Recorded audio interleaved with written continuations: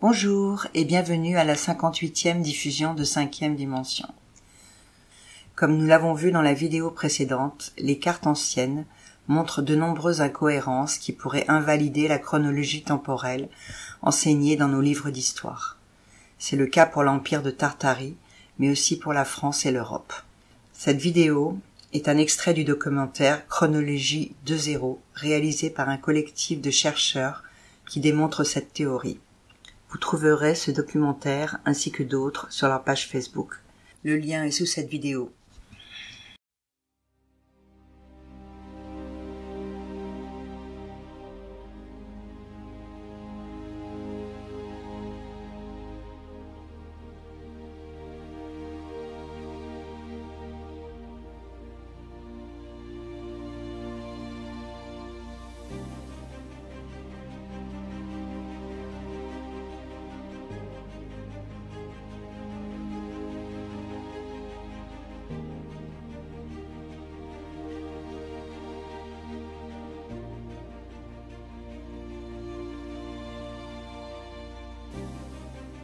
Il ne vous est sans doute jamais venu à l'esprit de douter de l'histoire que vous avez apprise à l'école.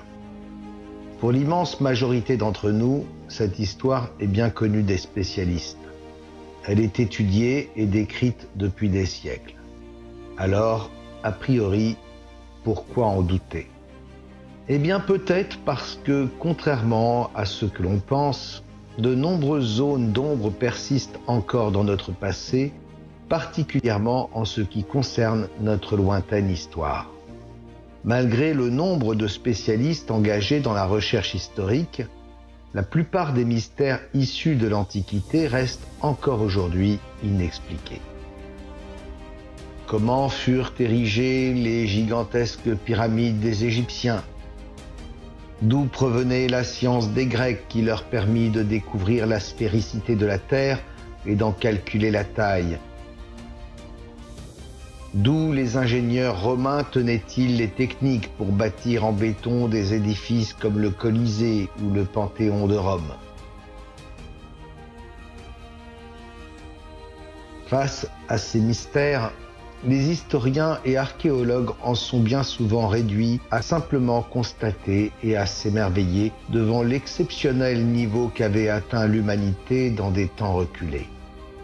Faute de pouvoir y apporter des réponses consensuelles, ils semblent nous condamner à ne jamais totalement comprendre notre lointain passé. Et s'il existait une hypothèse à même d'apporter instantanément une solution à tous ces mystères irrésolus? Ce pourrait bien être le cas d'une théorie alternative que nous vous invitons à découvrir dans ce film, le récentisme. Mais que dit-il au juste?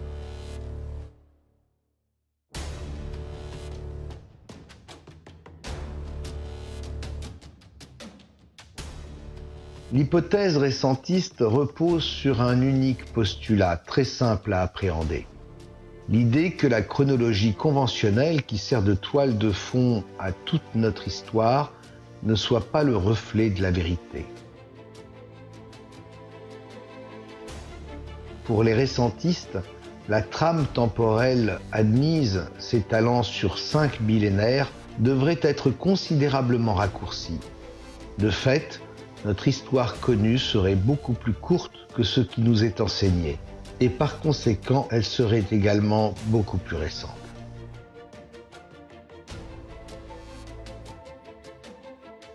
Pour beaucoup d'entre nous, douter de l'ancienneté de civilisations antiques ô combien emblématiques est un postulat des plus fantaisistes.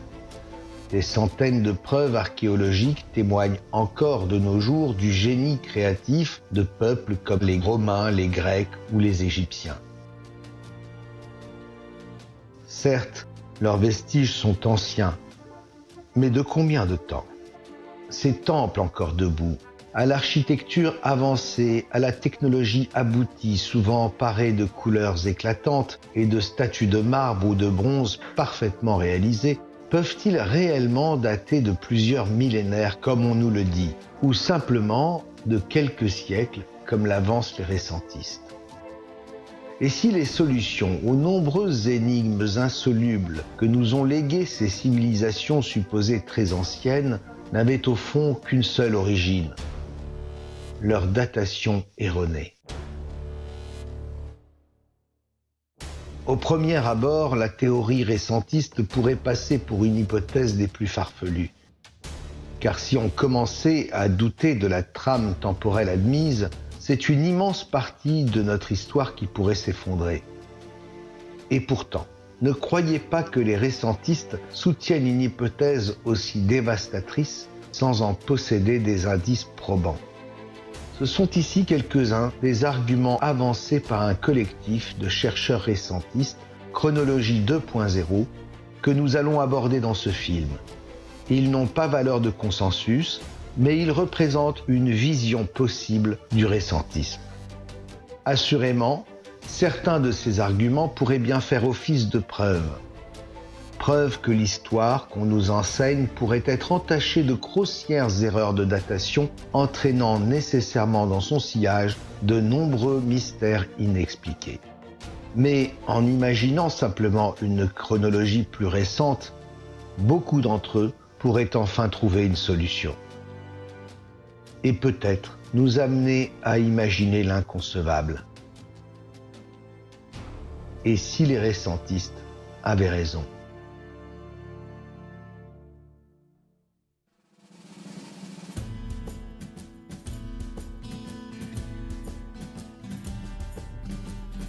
La chose est fort connue de tous les écoliers et des lecteurs d'Astérix.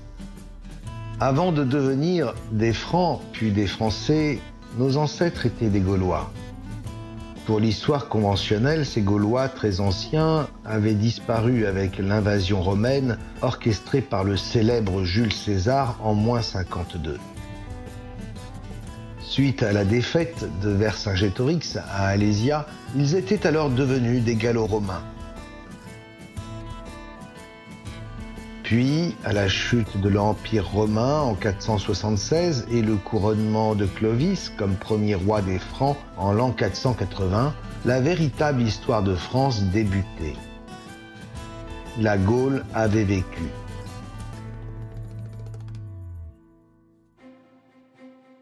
Ceci est la trame temporelle académique. Eh bien, sachez que cette chronologie peut être invalidée par de nombreuses cartes géographiques, dont celle-ci. Comme l'indique son titre, il s'agit d'une représentation de Gallia, autrement dit de la Gaule, disparue conventionnellement vers l'an 500. Mais de quand date donc cette carte d'Abraham Ortelius? De 1608. Pourquoi, au début du XVIIe siècle, la carte d'un territoire censé s'appeler France depuis plus de 1000 ans était-il encore appelé Gaule? On pourrait naturellement imaginer qu'il s'agit là d'une carte historique décrivant la lointaine époque gallo-romaine, ce qui justifierait son titre. Et en effet, sur la carte de 1608, de nombreuses annotations fleurent bon la conquête de Jules César. Les grandes régions de Gallia, Narbonensis, Gallia Cisalpine ou Gallia Celtica, la Burgundia ou le Constantin. Les peuples allobroges, les Helvétii ou les Pictones. Quoi de plus normal si cette carte décrivait l'ancienne Gaule? Mais dans ce cas, elle comporterait un paradoxe inexplicable. Les villes ne possèdent aucunement leur ancienne dénomination latine comme on pourrait s'y attendre, mais curieusement leur nom actuel en français. Par exemple, Paris s'appelle Paris et pas Lutèce. Lyon s'appelle Lyon et pas Lugdunum. Nîmes s'appelle Nîmes et pas Nemosus. Au vu de ces appellations modernes, il paraît désormais plus vraisemblable que la carte ne restitue pas la situation antique, mais bien celle du début du XVIIe siècle. Mais alors pourquoi une carte censée représenter la France d'Henri IV aurait-elle été intitulée Gallia, un terme censé être tombé en désuétude depuis plus de 1000 ans selon la chronologie conventionnelle? Voici là un bien étrange mélange des époques qui se retrouve également sur cette carte vénitienne de 1548. Ces annotations sont identiques à la carte précédente. Les noms des villes sont ceux d'aujourd'hui et pourtant son titre est bien de consonance antique, Gallia. Il est même encore plus paradoxal, en effet, Gallia Nova Tabula signifie nouvelle carte de la Gaule. Comment, en 1548, pouvait-on avoir associé le terme Gallia, remontant soi-disant à l'Antiquité, avec le terme nouveau? La chose est pour le moins anachronique. Il existerait peut-être une explication à ces anomalies temporelles. Des cartes récentes avaient été intitulées en employant la langue des érudits, le latin. Ainsi, c'est le terme Gallia qui avait été choisi en tant que traduction latine du nom France. Pourquoi pas après tout? Mais dans ce cas, le nom de France ne devrait pas figurer sur ces cartes. Or, lorsqu'on zoome sur Paris, on voit apparaître un nom qui ne devrait manifestement pas s'y trouver. France. Comment, au début du XVIIe siècle, avait-on pu intituler des cartes Gallia et mentionner également le nom de France, de surcroît uniquement à proximité immédiate de Paris? Et surtout, pourquoi en si petits caractères?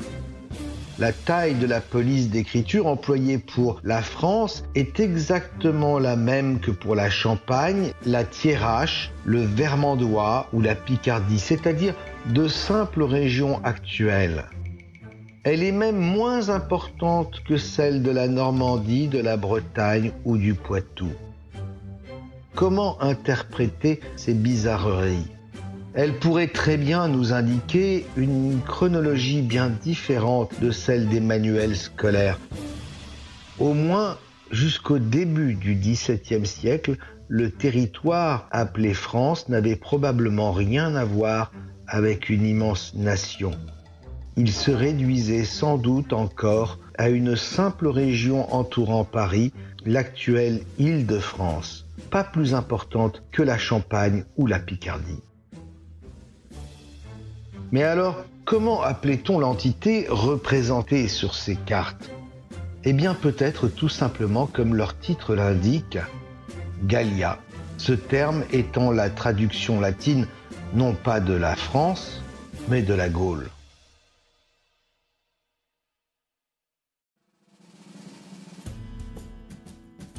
Comme les manuels d'histoire du XIXe siècle aimaient à débuter, nos ancêtres furent sans aucun doute des Gaulois. Mais de quand datent-ils? Loin de remonter à l'époque d'un Clovis du Ve siècle, les deux cartes géographiques présentées nous indiquent que les habitants de nos régions vivaient probablement encore en Gaule il y a 4 siècles à peine. Et n'allez pas croire qu'elles sont des exemplaires singuliers. En fait, elles nous conduisent toutes au même constat.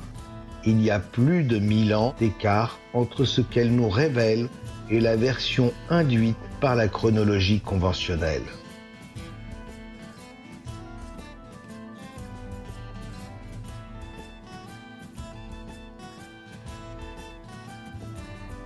En 1629, cette carte nous montre la transition vers la première carte intitulée France, datée seulement de 1633.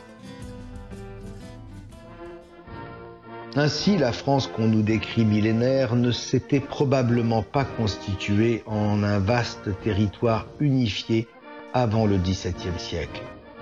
Et dans le fond, cela n'aurait rien d'aberrant lorsqu'on sait que les nations allemandes et italiennes ne naîtront que très récemment, en 1870. Il n'y a certainement aucune raison pour que la France ait eu près de 1500 ans d'avance sur ces deux pays voisins. La seule raison qu'on puisse invoquer serait une grossière erreur de datation de l'époque gauloise, mais évidemment, Dans ce cas, de nombreux doutes devraient émerger concernant l'époque des Romains qui avaient envahi la Gaule.